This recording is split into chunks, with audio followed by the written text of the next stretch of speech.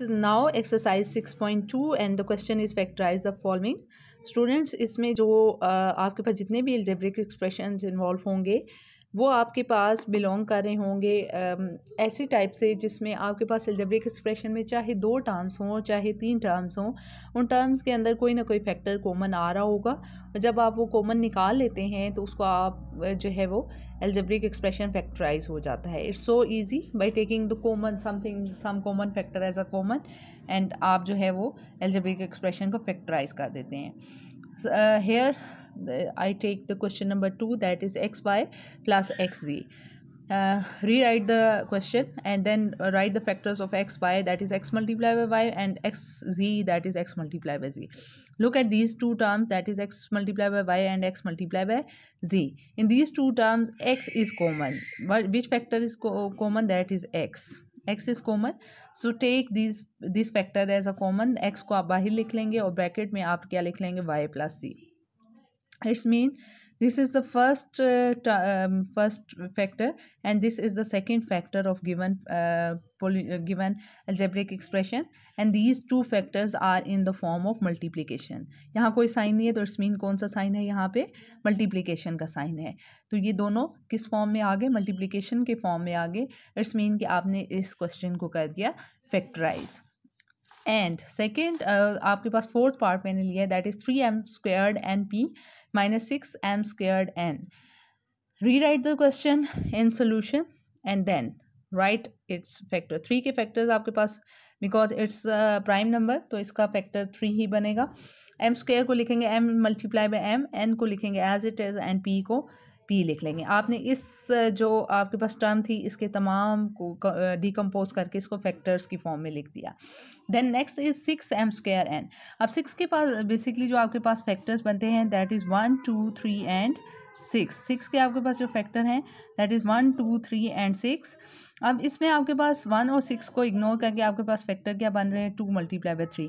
दूसरा ये कि हम वो फैक्टर लेंगे जिसमें 3 इन्वॉल्व हो रहा हो, क्योंकि हमारी जो फर्स्ट टर्म थी उसमें 3 आ रहा था, तो हम वो फैक्टर लेंगे जिसमें 3 इन्वॉल्व हो ताकि आप कुछ ना समथिंग कॉमन निकाल सकें. तो हम क्या लिखेंगे? 6 को हम लिख देंगे 2 multiplied by 3. m स्क्वायर को लिखेंगे m multiplied by m and n को एज इट इज़ n लिख लेंगे. सो ये हमने 6m square n के तमाम फैक्टर्स लिख दिए. अब इन दो टर्म्स को आप देखें, this is the first term and this is the second term. इसमें आपके पास क्या कॉमन आ रहा है? फर्स्ट इज़ 3 दोनों टर्म्स में मौजूद है. सेकेंड इज़ m स्क्वायर, एक m 2 दफ़ा m है, यहाँ पे भी 2 दफ़ा m है.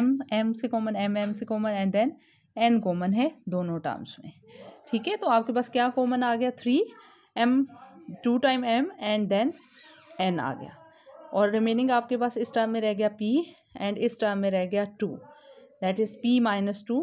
एंड इसको अगर आप लिखें स्क्वायर्ड की फॉर्म में तो ये क्या हो जाएगा? 3m squared n and p minus 2. तो ये आपके पास दो आपके पास फैक्टर आ गए इस गिवन अलजेब्रिक एक्सप्रेशन के in the form of multiplication. So this is the solution of given question. Question number 8, that is 2p squared minus 4p cubed plus 8p, and we have to factorize that algebraic expression. So rewrite the question once again and then make the factor of each term. आपने हर term को factors बना के लिखने हैं. तो 2 का आपके पास factor 2 ही बनेगा एंड p स्क्वायर को आप स्प्लिट करके p multiplied by p लिख देंगे. Then negative as it is. और 4 को बिकॉज मैंने आपको कहा था कि आपने कोशिश करनी है कि जो एक टर्म में आपके पास फैक्टर इन्वॉल्व हो रहा हो उसको तमाम टर्म्स में इन्वॉल्व करें अगर वो पॉसिबल है तो. सो यहाँ पे 2 इन्वॉल्व हो गया है तो 4 की कोशिश करेंगे कि 4 को भी हम ऐसे ही स्प्लिट करें कि 2 इन्वॉल्व हो. तो 4 क्या होगा? दैट इज़ 4 के फैक्टर्स बनते हैं हमारे पास 1 2 एंड 4. तो हम इसको क्या लिख सकते हैं? 2 multiplied by 2. 2 multiplied by 2 हम लिख सकते हैं और p क्यूब का हम लिख सकते हैं p multiplied by p multiplied by p and then plus and 8 को भी हम कैसे डिकम्पोज करेंगे? इसमें 2 इन्वॉल्व हो, so that is written as 2 multiplied by 4, 2 4s are 8 and p. ठीक है, ये हमने तमाम जितनी भी टर्म्स थी उनके बना दिए फैक्टर्स. अब आपने देखना है कि कौन सा फैक्टर्स इन तीनों के अंदर कॉमन आ रहा है. तो आपके पास अगर आप देखें तो ये 2 जो है वो हर टर्म के अंदर इन्वॉल्व हो रहा है, तो इस तरह से एक तो 2 कॉमन निकल आ जाएगा. दूसरा अगर आप देखें तो p हर टर्म के अंदर कॉमन है. p कॉमन निकल गया। अब रिमेनिंग यहाँ पे क्या रह गया आपके पास p, 2p आपने कॉमन ले लिया, ब्रैकेट लगाएंगे, यहाँ पे रिमेनिंग आपके पास p रह गया, negative sign as it is, 2 यहाँ पे रहा और कितने p आपके पास रिमेनिंग थे 2, तो इट्स मीन p स्क्वायर्ड आप लिखेंगे एंड देन प्लस 2 बाहर निकल गया था, जस्ट यहाँ पे रिमेनिंग 4 रह गया तो आप इसको 4 लिख लेंगे।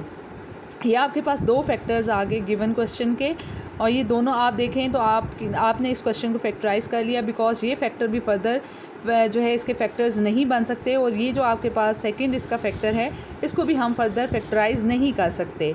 ठीक है, तो ये आपके पास क्या हुआ, आपने इस क्वेश्चन को फैक्टराइज कर दिया। Okay students, now we have to factorize the second type of expression, and for that purpose हम exercise 6.4 का क्वेश्चन नंबर 2 सॉल्व करूँगी मैं आपके सामने, ताकि आपको समझ आ जाए कि अगर इस तरह का आपके पास एक्सप्रेशन आ जाए तो आपने उसको किस तरह से सॉल्व करना है। So the question is 9a squared minus 12a plus 12ab plus 4b squared. Look at this expression. This expression involves 3 terms and there is nothing common in these 3 terms. आपके पास कोई भी कॉमन फैक्टर नहीं बन रहा है, इनमें से कुछ जो जस्ट 1 के अलावा कुछ कॉमन नहीं आ रहा।